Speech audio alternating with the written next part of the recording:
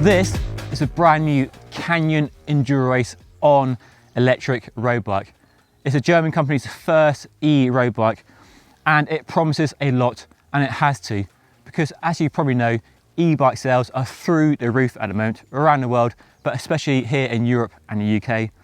Both for transports, getting around town, and cargo bikes, especially on the mountain bike side where they've been really embraced in the last few years, and it's happening in the road bike market as well, with more brands keen to not miss out on this opportunity to sell more bikes and to sell to a bigger audience of people who might not be dedicated roadies but want to get into road cycling and like the idea of an assisted road bike. And it's for all those reasons that I've been really excited to ride this bike, and I've been doing that for the last few weeks, so thank you to Canyon for lending me this bike to share it with you, my lovely audience, and really get under the skin of what an e-road bike is.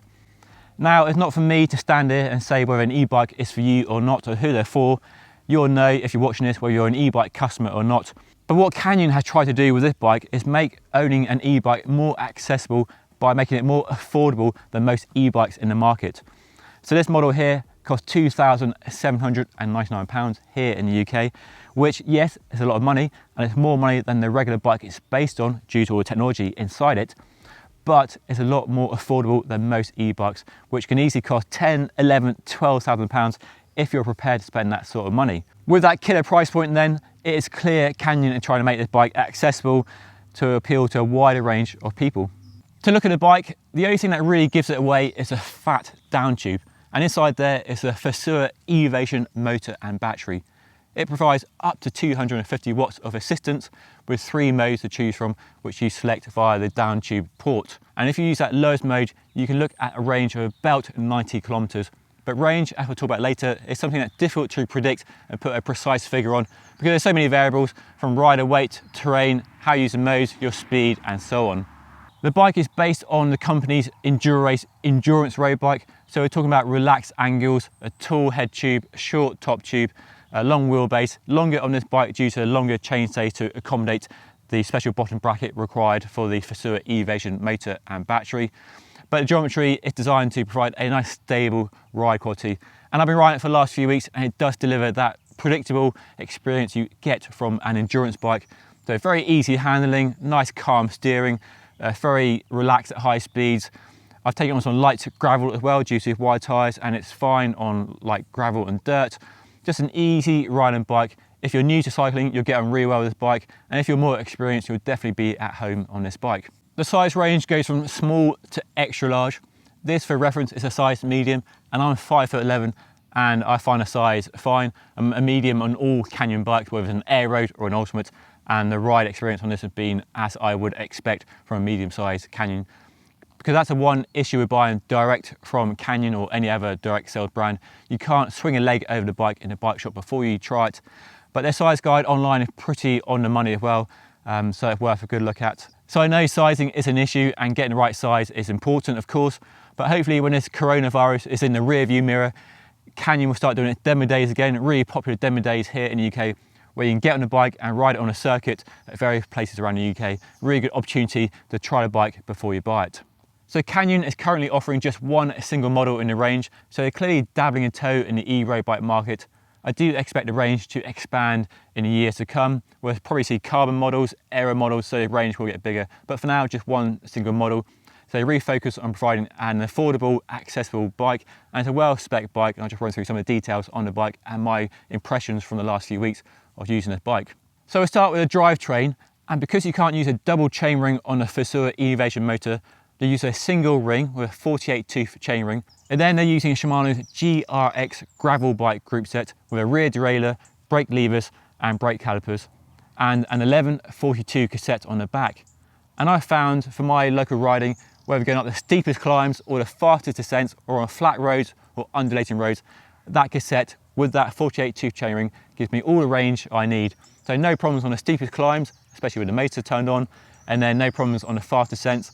And on flat, undulating roads where you might be changing cadence more often, I found the right gear in pretty much all situations. Another benefit of that GRX rear derailleur is the clutch mechanism, which stops the chain slapping around over rough ground. So if you're riding light gravel, which you certainly can do with these fat tyres, the chain won't be slapping into the chainstay and it's nice and quiet. And then we get the GRX brake levers, which are really nice shape. You get a fatter lever than Ultegra or 105, so a broader base for your fingers to grab the levers, nice shaped hoods, and they're using 160mm hydraulic disc brake rotors for front and rear, so plenty of stopping power. I thought the 160 on the front might be too small, a 180 might be better, but so far I've not found a lack of braking to be an issue on some of the faster, steeper descents, especially those that end with T-junction at a main road. For tyres, we've got a set of Schwalbe E1 e-bike tyres. They are 32mm wide and they're basically beefed up for e-bikes. So a thicker tread so they won't wear out as quickly, and a more durable, grippy tread pattern as well to give you more traction, which you need at high speeds, and because you can put more weight and more pressure through the tyres with the extra weight of the bike compared to a normal road bike. And I found them to be a good tyre, inflated to about 65 psi, a bit more pressure because of the higher weight of the bike, gives me good traction, good grip, and they roll fairly quickly.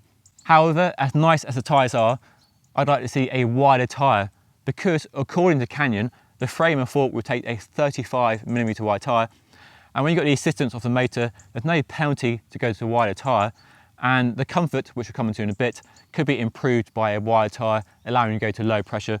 Even a light treaded gravel tyre like a Schwalbe G1 would be a good fit on this bike, but you can easily change tyres when you buy the bike. With the money you're saving, that's no problem at all. So a good set of tyres, but I like to see wider just for more comfort, which we'll come to later. Talking of comfort, we have a carbon fibre seat post and a nice padded saddle. Now the saddle's okay, it's a fairly generic shape and it works okay, it's not the best in the world. The carbon seat post gives a bit more flex at the back, a bit more comfort. And then at the front we have an aluminium handlebar with a short reach, compact drops and nice thick bar tape. But it'd be nice to see a carbon handlebar just to give a bit more vibration damping on rough roads to match the seat post on the back. Right, let's talk more about the Versua e-Evasion motor and battery, and I'll remove it from the down tube using the key.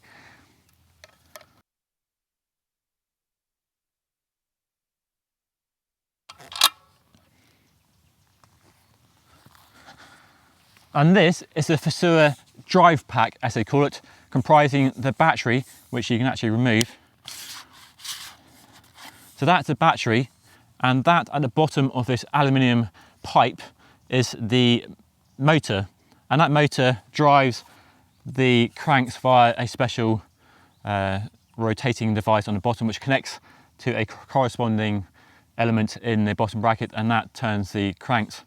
One of the benefits of the Versua e-Evasion motor and battery is the complete weight is just 4.6 kilograms, so quite a bit lighter than a Bosch or Shimano or other e-bike system on the market.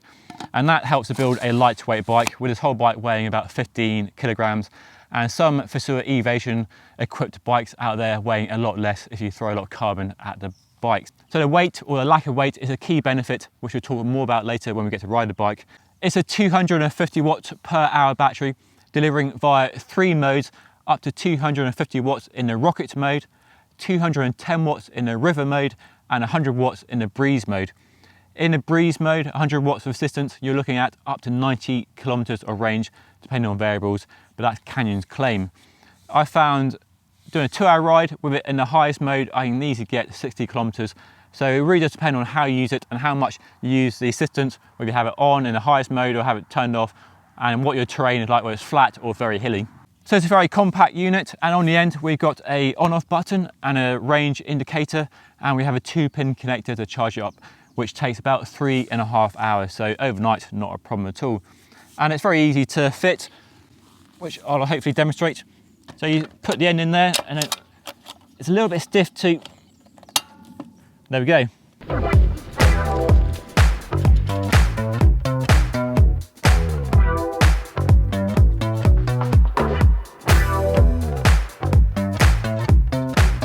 I've been riding this bike for the last few weeks and using it like a normal road bike on all my local roads, and there are 2 things that stand out from riding this bike: weight and the speed limit. Now, weight is a fact of life with e-bikes, but the Versua e-Evasion is one of the lightest systems on the market. You can even remove the motor and battery and put a blanking plate and ride a bike as a normal non-motorised bike. With the battery fitted and a motor fired up and one of the 3 modes selected from the down tube control panel, the Canyon whips up the speed very, very quickly. It's a surge of speed you very easily get used to, it's intoxicating, and going back to a normal road bike, you really miss this aspect of riding an e-road bike. It's surprising how fast you can ride a bike. Because it's light enough, you can barrel along at 30-35 km per hour really easily. Yes, you can feel the weight at times. It is twice the weight of a normal bike after all, but it's not the hindrance you might expect. An upshot of the weight is the commanding ability this bike has on descent. The weight keeps the bike stable at high speed and pushes the tyres into the road for more grip in the corners. You can really nail down descents with loads of speed. The geometry is borrowed from the company's proven Endurace model, albeit with longer chainstays, and it works well. The handlebars are a nice reach, the wheelbase isn't too long or short, just a really easy bike to ride at a range of speeds, and it suits people who are new to cycling or more experienced. However, whichever mode you choose, you do run into that 25 km per hour speed limit really quickly. Luckily, the great thing about this bike is you don't notice it at all. It's seamless and it's almost not there. It's not like someone slams on the brakes or opens the parachute. And on rolling roads, it feels like a normal road bike. You go above the speed limit without even noticing. It's only having a Garmin or Wahoo computer on your bike, you realise you're above that 25 km per hour speed limit. This is probably the biggest bonus of the Versura Evasion, is that you have that seamless transition from assisted to non-assisted riding, and the whole bike is light enough that you can still pedal above the speed limit. You can easily ride at 30, 35, 40 km per hour if you're prepared to put the power in. However, at higher speeds you can feel the weight of the bike. On flat roads it's not so bad, but anytime you come to a slight gradient you can really feel the weight. But ride at more modest speeds and use the middle setting and you can get a really good range using that assistance on long drags, climbs and even flat roads if you're not trying to chase KOMs. Endurance bikes need to offer good comfort, and here it's a mixed bag. For the most part it's pretty good, but the high weight of the canyon means impacts have much more force behind them and so a little jarring at times. I run the wide tyres at low pressures, but I think I could go to wide tyres at even low pressures to really get the most comfort out of this bike. And I also think a carbon handlebar might give a bit more vibration damping at the front end. One really appealing benefit of the Versura Evasion motor compared to other e-bike systems is how quiet it is. You almost don't notice it there at all.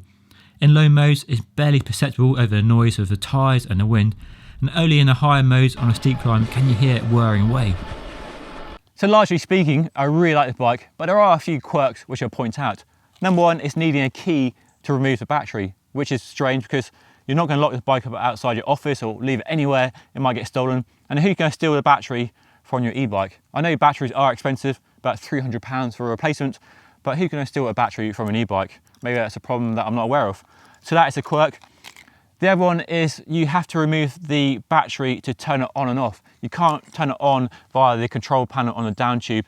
So when you've left it long enough for it to go into sleep mode, you have to turn it on manually.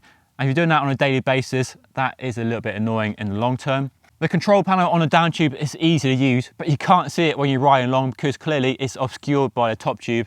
So that's a bit of an issue. And there's also no handlebar control to give you an indication of your range remaining or another way of seeing how far you've ridden or how fast you're going. You can't connect it with a Wahoo or Garmin, but there is a smartphone app you can use. So if you're using smartphones on a regular basis, you can connect it to the smartphone where you need firmware updates and other things.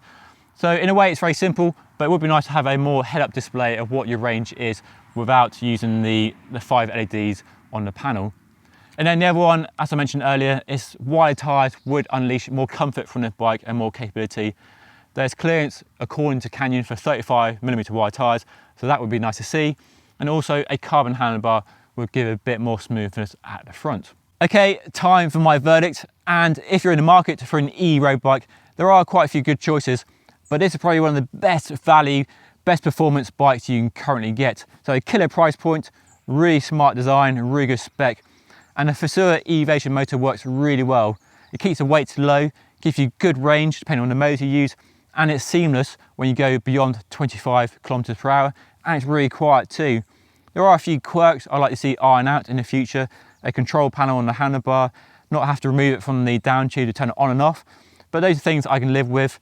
I would change the tyres, I would change the handlebar if I buy a bike myself, but apart from that, it's a really fun, really capable, really compelling bike if you're in the market for an e-road bike. So in summary, it's a really easy bike to recommend. Thank you once again to Canyon for letting me borrow the bike for the last few weeks and for sharing it with you.